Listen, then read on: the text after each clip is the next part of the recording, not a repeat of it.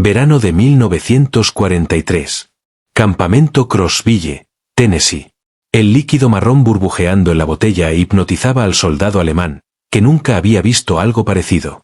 Después de 2 años luchando en el norte de África, sobreviviendo con galletas duras y café de mala calidad, esta dulce bebida gaseosa llamada Coca-Cola representaba lo imposible hecho realidad. Costaba 5 centavos en la cantina del campamento, el mismo precio que, según le informaban los guardias, pagaban los niños estadounidenses con sus mesadas. Ese verano, en los campos de prisioneros estadounidenses, 371.683 soldados alemanes se enfrentarían a una realidad que contradecía todo lo que la propaganda nazi les había enseñado sobre la supuesta debilidad de América. Descubrieron un país donde el helado era un postre rutinario, donde los refrescos eran bebidas cotidianas, donde las barras de chocolate eran tan comunes que los guardias las regalaban. Estos alimentos simples, golosinas que la mayoría de los niños alemanes jamás había probado, demolieron de manera sistemática la ideología nazi con más eficacia que cualquier programa de propaganda. La aritmética de la abundancia se escribía en azúcar y burbujas, en chocolate y helado, revelando una capacidad industrial estadounidense que transformaba la privación alemana de noble sacrificio en sufrimiento innecesario. Lo que empezó como asombro ante las golosinas americanas evolucionaría en una transformación psicológica completa. El final del desierto. La rendición del Afrika Korps en Túnez, en mayo de 1943, llevó a unos 250.000 soldados alemanes e italianos a la cautividad aliada. Estos veteranos del desierto, que habían empujado a los británicos hasta Egipto bajo el mando de Rommel, esperaban un trato brutal como prisioneros. La propaganda nazi los había preparado para la brutalidad y el hambre estadounidense. En cambio, a las pocas horas de rendirse, se encontraron con las raciones K americanas. Estas raciones de campaña, que los propios soldados estadounidenses solían criticar, contenían tesoros, galletas saladas, queso procesado, dulces, barras de fruta, café instantáneo, tabletas de azúcar y cigarrillos. Para los alemanes, que habían sobrevivido con raciones mínimas durante meses, aquello era un festín. Según los registros militares, en los campos de procesamiento en el norte de África, el ejército de Estados Unidos servía panqueques con jarabe, huevos frescos y leche, alimentos que habían desaparecido de las raciones militares alemanas años antes. La alimentación sistemática de los enemigos con comida superior comenzó de inmediato, aunque su impacto psicológico solo se comprendería más tarde. Un oficial alemán testificaría después ante la Cruz Roja Internacional: esperábamos morir de hambre como prisioneros. En cambio, los estadounidenses nos alimentaron mejor que nuestro propio ejército. Esa confusión sobre los recursos americanos fue el inicio de nuestra educación. Los barcos Liberty que transportaban prisioneros a través del Atlántico en el verano de 1943 ofrecieron una lección intensiva sobre la abundancia estadounidense. Estas naves, producidas en masa a un ritmo sin precedentes, una cada 42 horas en el pico de producción, trasladaban hasta 30.000 prisioneros mensualmente a Estados Unidos. Los registros navales muestran que las raciones a bordo para los prisioneros igualaban o superaban las de la tripulación, alrededor de 3.500 calorías diarias, incluyendo pan fresco, carne, verduras y café con azúcar y leche. Los sistemas de refrigeración, estándar en los buques americanos, mantenían los alimentos frescos durante toda la travesía. Lo más sorprendente, hay registros que confirman que en varias ocasiones se sirvió helado durante las travesías atlánticas. El diario de a bordo del USS General M.B. Stewart, en julio de 1943, registra que el 4 de julio se preparó helado para los prisioneros usando una máquina a bordo que producía 10 galones por tanda. Para hombres que no habían visto helado desde antes de la guerra, este postre helado en medio del océano resultaba incomprensible. Cuando los barcos atracaban en puertos como Norfolk y Newport News, los prisioneros alemanes se encontraban con un Estados Unidos que la propaganda nazi había declarado imposible.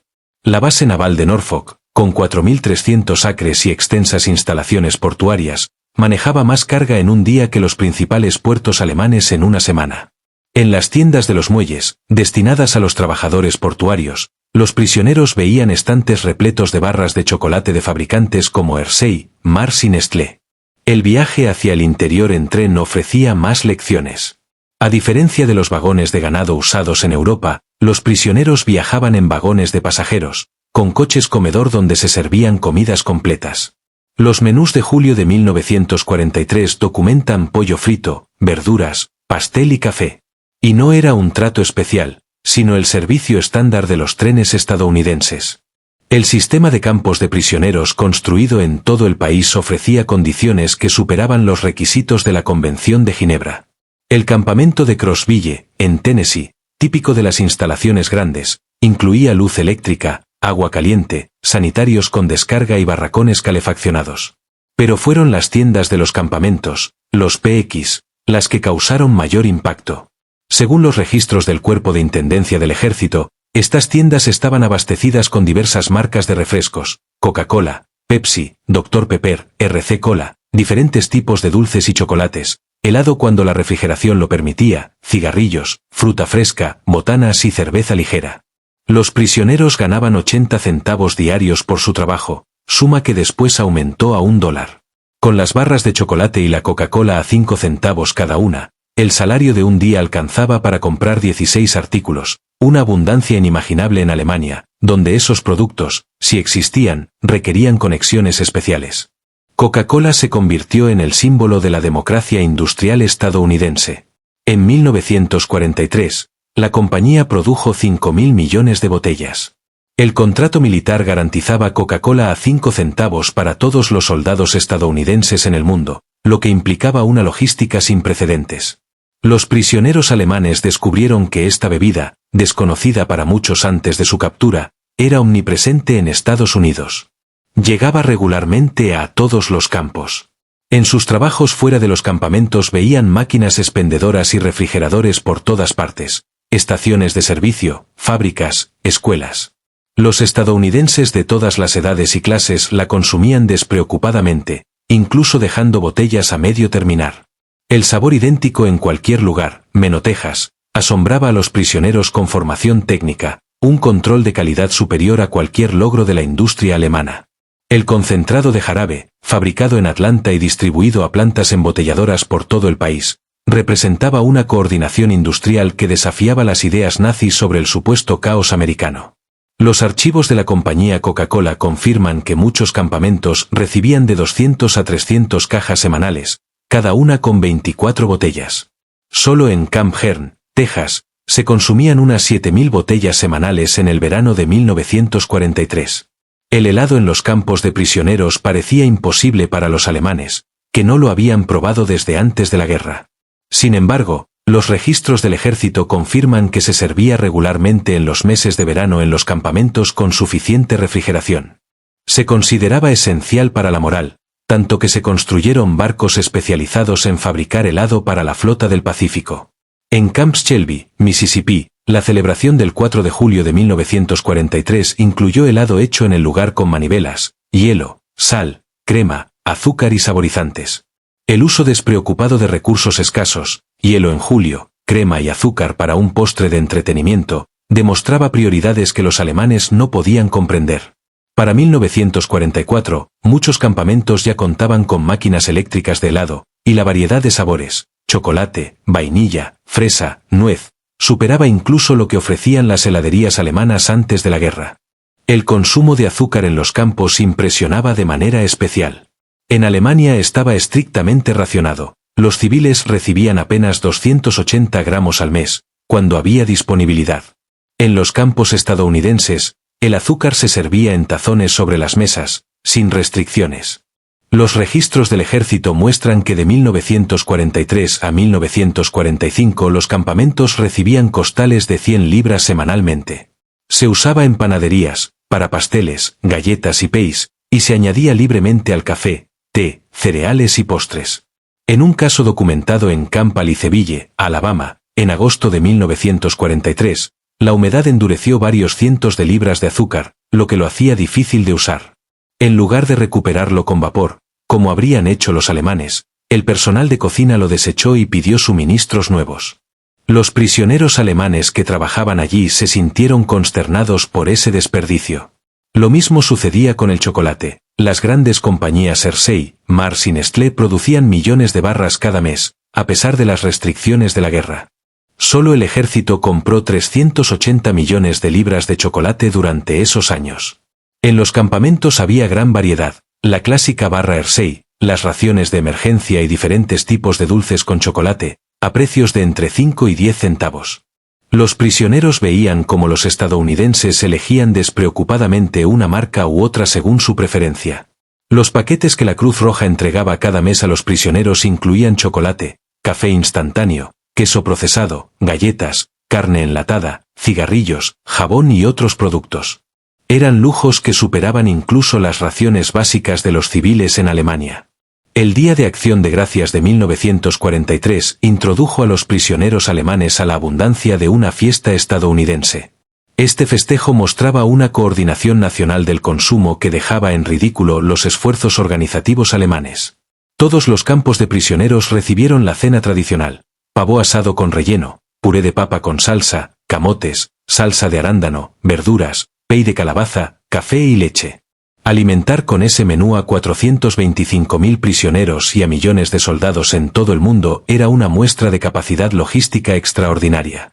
El hecho de que los prisioneros recibieran el mismo banquete que los soldados estadounidenses contradecía directamente la jerarquía racial nazi. La Navidad de 1943 trajo una generosidad inesperada de parte de los civiles estadounidenses. Iglesias, asociaciones y particulares enviaron paquetes a los prisioneros alemanes. Solo el Comité de Servicio de los Amigos Americanos distribuyó 50.000 paquetes navideños. Estos solían contener galletas caseras, dulces, artículos de aseo, juegos, libros, cigarrillos y materiales de escritura.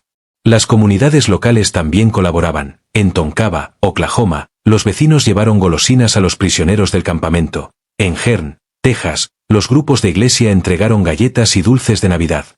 Esa bondad hacia los enemigos cuestionaba la ideología nazi desde la raíz. Los estadounidenses, aun teniendo familiares en combate, mostraban misericordia en lugar de venganza.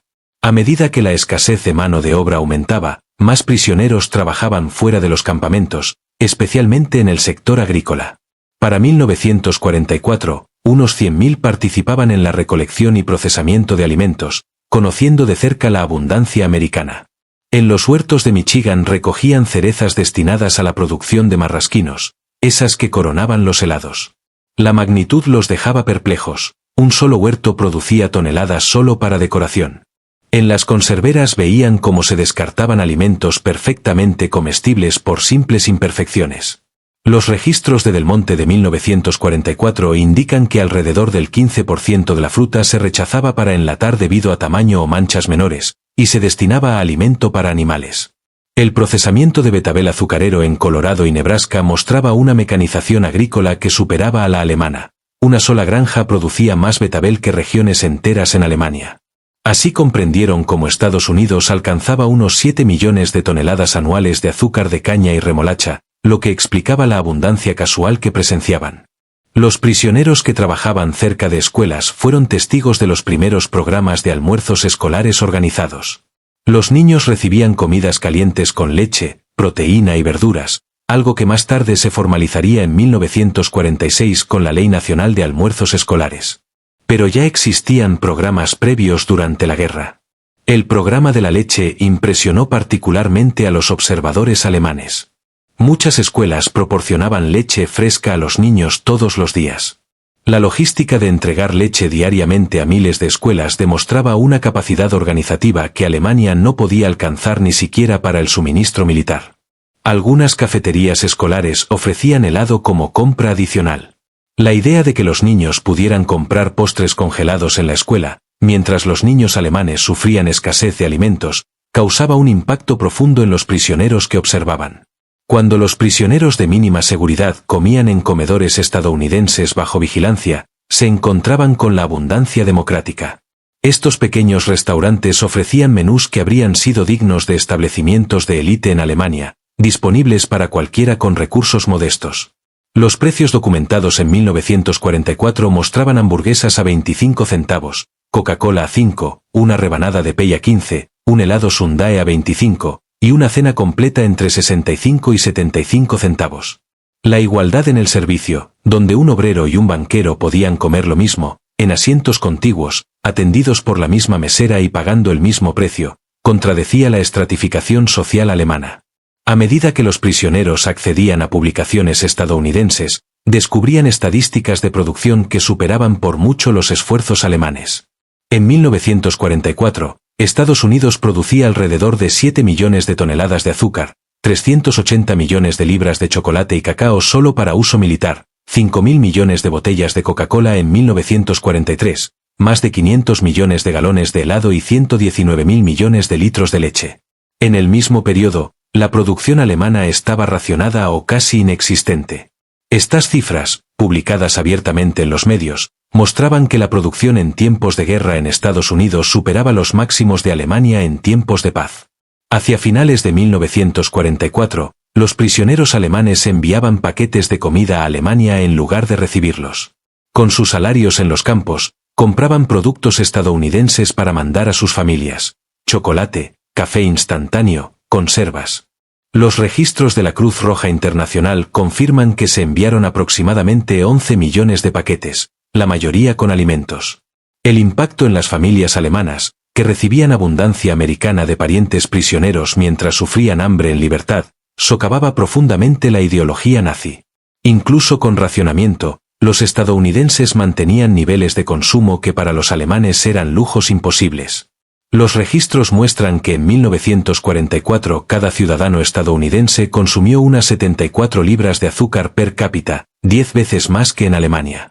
Además de Coca-Cola, los prisioneros descubrieron toda una industria de refrescos con marcas como Pepsi, Dr. Pepper, RC Cola, Orange Crush y decenas de regionales. La variedad en sí misma demostraba una abundancia de mercado imposible bajo la economía controlada alemana. En la primavera de 1945 llegó el golpe final. Mientras las fuerzas estadounidenses avanzaban en Alemania, los prisioneros veían noticieros donde los soldados repartían chocolate y goma de mascar a niños alemanes. La alegría de esos niños, recibiendo dulces que su propio gobierno no podía darles, completaba la demolición ideológica. Las imágenes de soldados compartiendo raciones con sobrevivientes esqueléticos de los campos de concentración mostraban humanidad frente al régimen que ellos habían servido. Entre 1945 y 1946, los prisioneros regresaron a una patria destruida. Muchos habían ganado peso en cautiverio, mientras sus familias lo habían perdido por hambre.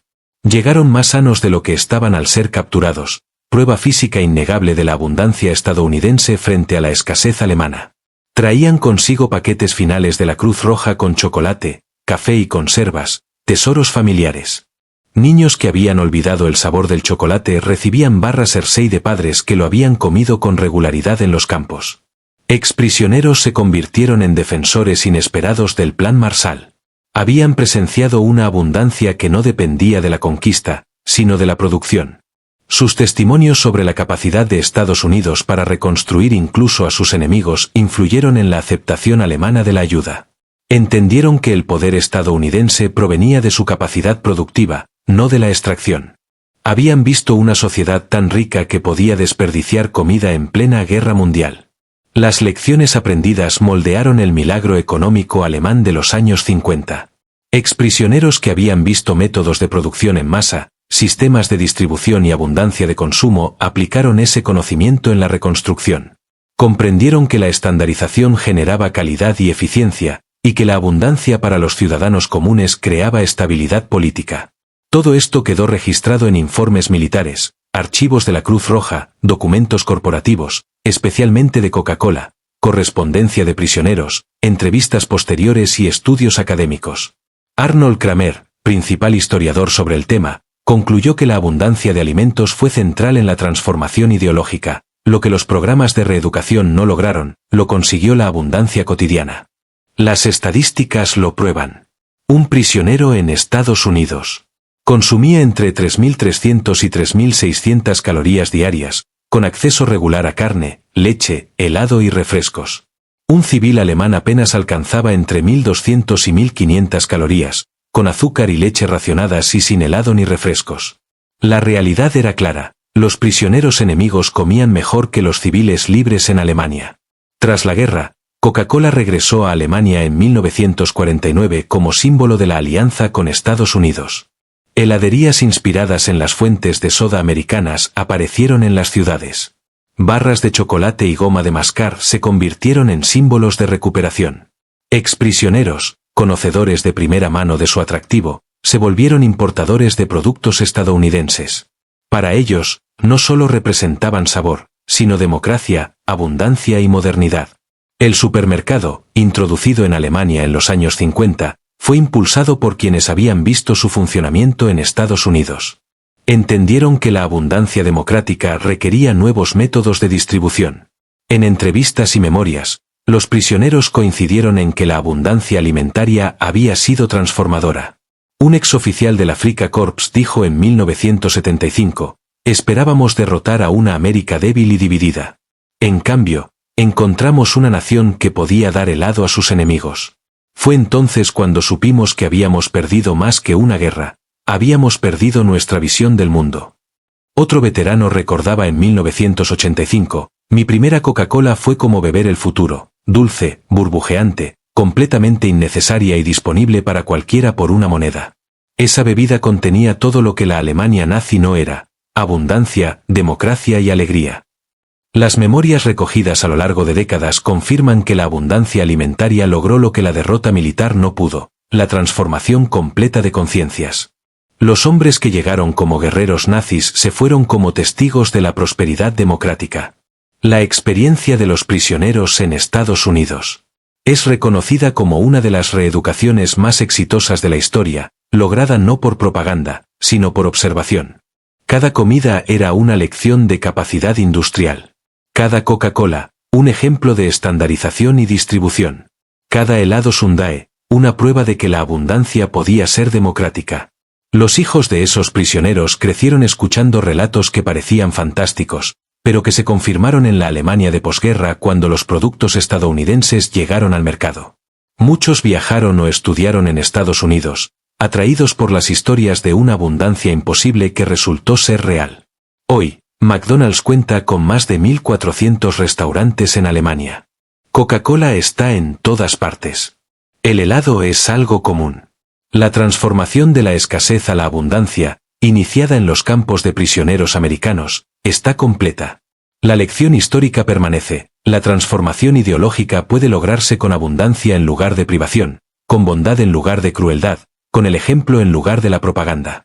Los prisioneros que no podían creer en el helado y la Coca-Cola descubrieron el arma definitiva de la democracia: la capacidad de compartir con el enemigo incluso en medio de la guerra.